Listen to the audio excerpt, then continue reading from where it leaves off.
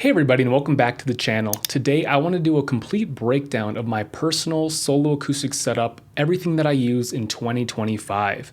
And I had come out with the video like 2 years ago on gear that I was using, and since then a lot of things have changed. So I definitely want to go ahead and share everything that I have with you today and why. But again, like I did mention, it is really important for me as somebody that does perform live regularly to have really good functioning gear that sounds good, but gear that's also really dependable and durable and easy to use. And whether I'm playing a bigger gig like a casino gig or a retirement home, maybe a smaller retirement home gig, all the way to restaurants and private events, doesn't matter. I use the same gear, the same setup every single time. So by the end of today's video, you can copy basically my setup to a complete T if you would like, and I'm gonna go in depth on everything that I use and exactly why I use it. All right, the very first piece of gear that I want to talk about is going to be the guitar that I use. And this is actually not the guitar that I use live. I like to use my Taylor 214 CE. That's my favorite gigging guitar.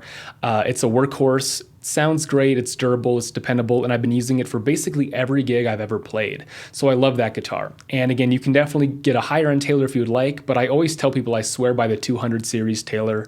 I've had no issues with it, and I've only had really good outcomes with everything from durability to sound to just how it feels and plays. It's comfortable to me. So again, that's what I use right now is my Taylor 214 CE. Now, a lot of the venues that I do perform at don't actually have their own sound system or PA speakers built into the venue. So it's up to me or the musicians that are performing to have a complete sound system set up of their own. Now, the QSC PA speakers are the PA speakers that I really like to use myself. I upgraded to them about a year ago, maybe about 6 months ago, and they've been great. So it's definitely a bit of a heavier PA speaker, but they're very simple to use and they sound really good, crystal clear.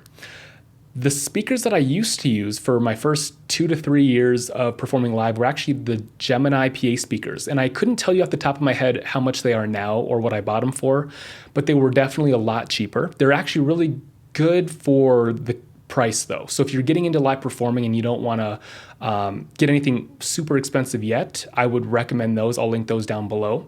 But if you do want to get something a little bit higher end, the QSC speakers are great. I have more of the middle of the line speakers from them. I think I paid about $650 for one speaker. And I think they obviously go up to however expensive they want to get. So I highly recommend that if you want to get something a little bit more expensive, a little more durable. But if you want to stay on the more affordable side, what I used to use, the Gemini PA speakers are a great option. All right, really quick before we do get into more of today's video, if you would like to see more content like this from the channel and support us here directly at Growth in Music, just make sure to subscribe. Helps us a ton. We're still a small and growing channel, and I'll be coming out with more content every single week moving forward. All right, up next is going to be basically the heart and soul of my setup, and it's going to be my amplifier. Now, this is important for me because the way that I set up, I actually use my amp as basically I feed everything into it. We'll get into the pedal that I use as well as everything else. I feed everything into that, and the sound comes directly from that to the speaker. So it's such a huge connecting point of my setup. And it's what I use today is going to be the Mesa Rosette acoustic amp.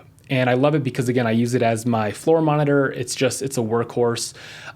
It's not too heavy a little bit, but it's definitely a higher end acoustic amp. You can definitely get things that are a lot cheaper and still do a really good job. But I highly recommend that if you're willing to pay the money for it. It's just an awesome amp. It sounds great. I've never heard anything better than that when it comes to acoustic amps. And what I used to use, and I've mentioned this on other videos, was the Fishman Loudbox Mini. And that's definitely a good, cheaper alternative. That thing was good for what it did for the meantime, for my first about a year and a half or two of gigging. It's small, it's compact, and I think it's about $400 to $450 brand new. I'm sure you could find it cheaper used. But if you're wanting something a little bit more affordable, the Fishman Loudbox Mini is great. But what I use is the Mesa Rosette acoustic amp, and that thing is great. I hope that thing works for me forever because it's awesome. So if that's something that you have in your setup, whether it's just you use it as an amp for people to hear, or if you use it like I do as a floor monitor, run it out to a PA, it doesn't matter. It's a great amp and I highly recommend it. All right, up next, this one's gonna sound a little bit silly, but I really wanna share this with you guys because I find it's actually kind of a big deal. And it's gonna be, what kind of capo do I use? Now, I actually like to use the Diodario Tri, I think they call it the Tri Capo. And it's great. I've used a couple of other ones just in the past, and nothing beats it. For whatever reason, it's just the strongest, most durable capo that I've used. Easy to use, and it is a little bit more pricey, especially for a capo. I think it's about 25 or 30 bucks, maybe 30. And you could definitely go online and find a Capo for like $5. I used to do that all the time, and they're just cheap. They're going to break, they're going to wear, they're going to not be able to apply as much pressure to the strings.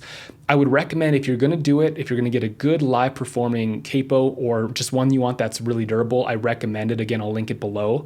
I know it seems kind of silly to add what kind of Capo I use, but ever since I was introduced to it, I've never gone back. I own like 2 or 3 of them now, and they're great, so I can't recommend it enough.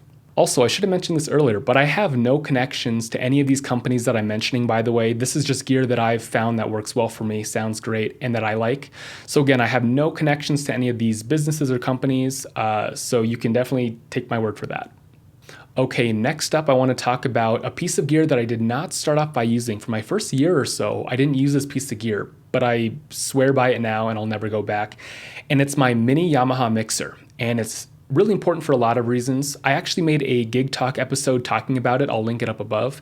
But it's important for a few reasons because, one, I have way more control over volume. Volume with what the audience hears and the volume that I hear with just one knob, basically. I also am able to play music during my set breaks, and that's important. I've actually had a couple of venues ask if I could do that. And it just shows that, that's going to be something that sometimes venues are going to ask, during your set break, can you just play music out of your speakers? It's gonna come up, it's gonna happen, and it's just one extra cable. I run it into the mixer, and it's so easy to control. I can't really imagine not using it now. I just have way more volume control and just control over my setup. So a Yamaha mini mixer, it's affordable, and it's a great tool to use. It just takes a little bit of learning and understanding, but once you get it, it's really good. Okay, up next is gonna be the main pedal that I use, and I actually use the Boss VE8 acoustic pedal. And it's great. I probably use like 20% of what it can really do. There's a lot of things that you can do with it and ways to program it. And what I use it for personally is, instead of buying a bunch of separate pedals and running a chain of, cables and power sources, it's just one. It's an all-in-one, and I'm able to control my guitar through it. I mean, I could do it with the amp as well, but I'm able to control more reverb and chorus on the guitar. I'm able to do the same with my voice off to the right. I'm able to add certain dynamics to my voice. And also it's got a built-in harmonizer, which you have full control of. You can do low harmony, high, higher, double. You can do all sorts of things and control how much you get. And once you have it set, like every time I plug it in at a show, I don't touch it. I basically just plug it in and it's ready to go. So with one click of a button, I can harmonize. It's on auto, so it automatically reads the key or the chord that I'm on, and it just harmonizes with myself. It's awesome. So it's an all-in-one. I don't have to, take out multiple pedals to be able to do this, and I highly recommend it. And it's about the same price as what I used to use. Another product was the TC Helicon Voice Live Play, and that pedal was good for about 2 years. And then it started to have issues, and it was just a little bit more digital than the Boss. The Boss is more buttons and stuff, which is, to me, is kind of more old school, but it's also just easier to use. All right, the last product that I want to talk about that I use is going to be my microphone. And I actually use a pretty cheap mic right now. I think the next thing that I'm going to upgrade to is going to be the microphone, but right now what I use is solid. It's good, it's solid, it's never done me wrong. And it's going to be the Senheisser E85, I believe it's called. And I believe you can get a brand new mic for about 90 to $100. It's a solid dynamic mic. And again, it's not anything hard to use, you just plug it in. But for the price point, I think it's a great mic to start off with. I wouldn't really go cheaper than about that. I've just had no issues with that mic and it sounds good. So I've just kept it all these years and I've used it all of these years, but eventually I will upgrade. And when I do, maybe 2 years from now, I'll come up with another updated video for you guys. But the Sennheiser E85 mic is a really good affordable option. And also don't forget, with certain things, make sure that you have backups just in case. And a backup microphone is a really good idea, especially at that price point.